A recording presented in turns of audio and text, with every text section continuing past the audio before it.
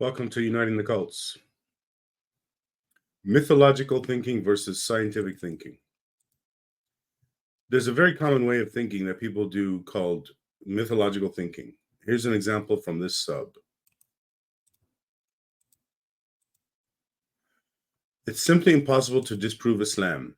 I'm playing devil's advocate, but how you want to prove Islam wrong for 100%? You never can be sure. Like errors in the Quran, the Arabic language always finds a hole to fit in. You can twist the words until they fit. In worldly matters, can the prophet be wrong? He said, an example is the fly hadith. The only hope is the gender determination hadith with the fluids. But you could say it's unseen. Who got the... Oh, man. Another explanation is that Allah... Okay, I'm going to skip ahead. Let's see if there was anybody that have some good replies. You've already been given several examples of the Quran being scientifically wrong. Then you just find BS excuses for it. And the one where you can drink from a stream or even when there's a dead dog in it because water can't be corrupted, and the embryology error, and the fact they thought the earth was flat and the sperm being formed behind the ribs. Then there are the morality issues, slavery, pedophilia, murder. Of course, it's better not to believe that rubbish, but no matter what, you hear someone with blind faith and a closed mind will always find excuses. Yeah, Muhammad said he can be wrong in worldly matters. That's only his opinions. Can mean between the legs. Let's see. His opinion, the thought the Quran was supposed to be the word of Allah. Funny how concerned Allah was with letting some old perv bone as many women as possible. The embryology is maybe a good point. So I say, none of this is how scientific thinking works. What you're doing is mythological thinking. And he's not replying to me. This person was on my podcast. There's lots of evidence against a global flood or humanity descending from just two people. Both are literal historical events in the Quran. Unless you resort to Allah erasing all evidence for these events, despite him having no reason to do so. And look, he didn't reply to this comment. So let's see, any other...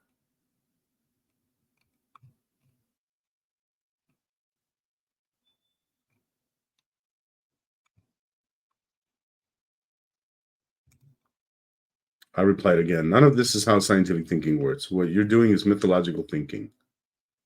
I probably put it here. So they say Islam is the truth because it has more evidence for it than the competing theories have. So let's break this down. It's saying that there are multiple competing theories, Islam, Christianity, atheism, etc. And that there are more evidences for Islam than for the others. And that this is the reason that Islam is correct. But none of that is how science works. Notice how it ignores any mention of flaws. So here's how science works. We need a theory which has 0 flaws in it. And if we don't have any theories at this moment, which we see 0 flaws in, then we don't accept any of them. They're all refuted. Instead, we go back to the drawing board and make new theories. One way to make a new theory is to take a refuted theory, make a change to it, a change that we don't already see a flaw in, and voila, we have a new theory to consider. One main point here is that evidence cannot be used to select a theory from many theories. Evidence can only be used to rule out theories. And the only theories we should adopt as true, until we know further, are the ones that we don't have any evidence against them. So it doesn't matter, like in this scenario where, first of all, there's no evidence for. Evidence does not select a theory. Evidence is used to rule out a theory, to contradict theories. This person doesn't know how science works. And just to be clear to everyone, science is how thinking works. Scientific thinking is thinking. Any other thinking is mythological thinking. It's wrong. When I say science or the scientific approach, I'm talking about reason. Another name it could go by is epistemology, the study of knowledge.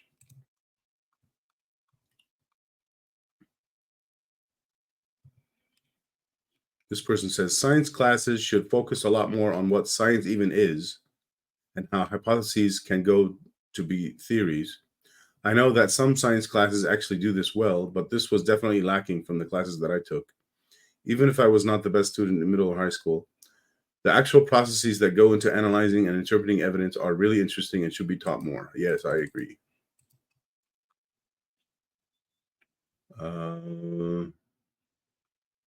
So I've been talking with a physics professor about teaching the scientific approach directly to physics students instead of expecting them to learn by example. We're going to be discussing it at length in a podcast just about that topic. Let me know and I'll send you the link. They said they're interested. We've already talked about this a little bit, Usama and I, and we talked about it on June 14th in the interview about the scientific age. But we're going to talk about it in a dedicated podcast just for this one topic. That the way education needs to change so that it's teaching the scientific approach rather than expecting students to learn by example. This person says, no theory has zero flaws. That isn't science at all. Science is about observation and repeatability. The thing is, what we see sometimes changes. You're right about Islam, however, there is very little evidence that it is true, and what there is isn't good evidence. It isn't even about evidences, whatever that is. Here it is. An example flaw is this. Suppose you have a theory that claims to affect nature while it has no predictions about how it affects nature.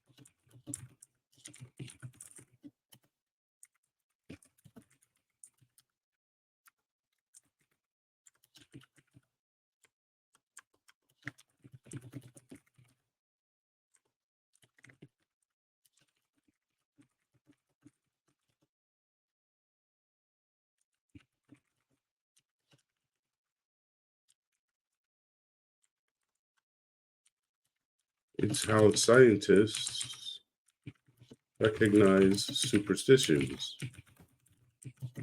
and throw